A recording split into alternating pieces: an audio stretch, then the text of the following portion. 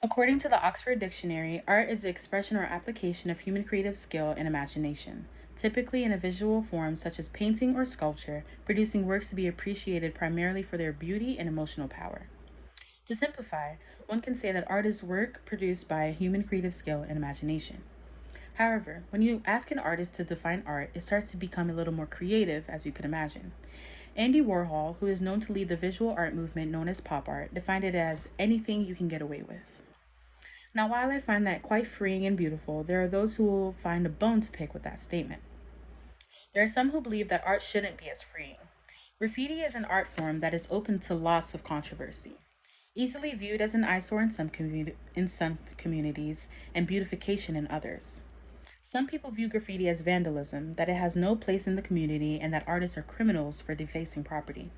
On the other hand, those who are in support view graffiti as a craft, all in all deserving of their opportunity of articulation and a method for guaranteeing that artists' work can be valued by those who are not artists themselves. I strongly believe that we should all view graffiti for what it is, a way for artists to express themselves in a way that they know how, no matter how unconventional it may seem. Dermot McCormick, the chair of Temple News Art Department, says, I think people automatically jump to conclusions that it's illegal and not artistic. These forms of artwork are very valid in their own right. You just have to see it in a different way. Graffiti should not be criminalized nor mislabeled as vandalism. Instead, we should embrace and accept it as an art form for those who are neglected and aim to provoke a positive emotion in their community. Communities where graffiti is most likely abundant in, your support or lack thereof will have an impact. A blank wall on the side of a building or sullen alleyway becomes something fresh and new when graffiti is introduced. It turns into the outflow of a person's creative vision. Graffiti offers something that different types of art cannot. As a result of the absence of control, it produces crude, uncensored messages. We cannot say that art is for everyone if graffiti is not seen as an acceptable craft. It is a diss to an entire community who aim to share their creativity with others. There are several reasons why graffiti is just as deserving as other forms of art. The first is that it takes personal skill. Technical ability is a huge aspect. Graffiti includes varying styles and techniques similar to that of painting. Many argue that skill and ability is not needed to tag. Customary painters who use material rather than public spaces such as buildings, highways, and trains might make their specialty at their relaxation, getting back to a piece time and time again over a lengthy period of time. Those who specialize in graffiti unfortunately do not have that luxury. They should have an arrangement before they start and complete their piece under the watchful eye of getting found out and ridiculed. Graffiti might be viewed as more troublesome and require extra abilities than customary creative styles. For example, take Los Angeles native Retna, who has gone beyond painting walls to cover entire buildings in his distinct calligraphy style, such as a 21-story building in Mexico City. This unbelievably complex achievement required a great deal of strategic planning and real imagination to pull off, as well as a clear understanding of color and composition. Art critic and curator Johannes Stahl writes that we have long since got accustomed to understanding art, but at the same time, there has always existed something outside of official art history, an unruly art which takes place not in the sheltered environs of churches, collections, or galleries, but out on the street. When your skill has been perfectly crafted, it starts to invoke a sense of confidence, and with confidence comes expression. Expression is deserving to everyone, no matter the delivery. Another reason why graffiti is deserving to be appreciated is because graffiti exemplifies freedom of expression. Artists are able to control their environment more with graffiti. They're able to be recognized or stay anonymous if they choose to do so. There are no rules. Many of us have heard of Banksy. He ridiculed the government, corporations, and societal norms in his loud art, and in return, he was ridiculed for his expression. This sent him a wave of appreciators and also people who despised him.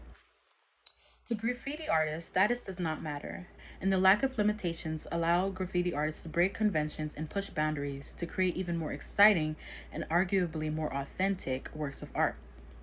Artists may come from all walks of life, yet they are labeled criminals because the law doesn't recognize their art form. That doesn't mean laws should change. It just means that society isn't ready to accept that their public spaces are artistic canvases for anyone willing to express. According to Richard Lockman in his article, Graffiti as Career and Ideology, he expressed that graffiti artists are labeled vandals because society only chooses to see it as defiant behavior. Earlier I said that with graffiti there are no rules. There is no one breathing over your shoulder waiting for your next stroke, nor is there anyone trying to put a price on your art. With this, themes that are considered taboo come into play, and political and societal topics are able to be portrayed colorfully. This brings me to my third reason. With graffiti, there is more room for powerful representation of political and social themes. During the last century, street art has mirrored political unrest in multiple parts of the world.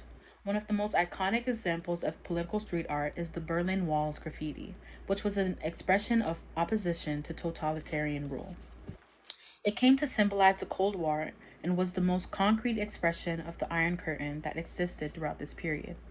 The art of the wall was a product of the 80s when the wall was reconstructed with prefabricated concrete slabs nearing 14 feet high. This provided a perfect canvas for the artists of the dynamic international community of West Berlin. The artists were soon joined by the multitude of visitors to the wall in creating the potpourri of art, graffiti, and messages for which the wall is famous for today. The resulting colorful expressions of the west side of the wall were in sharp contrast to the east's sterile ramparts and came to symbolize the differences of the separate societies. A blank wall became a symbol of the open society that was now belonging to West Berlin. Any way that a message can be conveyed, an artist will jump at the opportunity.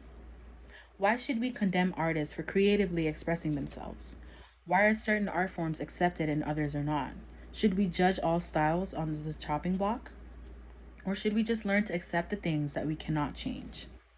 A UK based street artist known as Mobster has created a truly interactive piece called The Story. The artist's first message on the wall he had chosen was Once Upon a Time. Only once the unspecified city's cleanup crew painted over it could he continue his interactive project. The cleanup crew were involuntarily incorporated into a street art project composed of 7 messages, which commented on the ongoing process of the wall being repainted and the messages being lost only to be replaced by new ones. Mobster's story is a story within itself and can be a representation of the ongoing battle with graffiti. It's not going anywhere as long as there is a blank wall. It will be beautified. If graffiti is not a respected art form, we might as well change the definition of art to attribute to society's partiality. Thank you.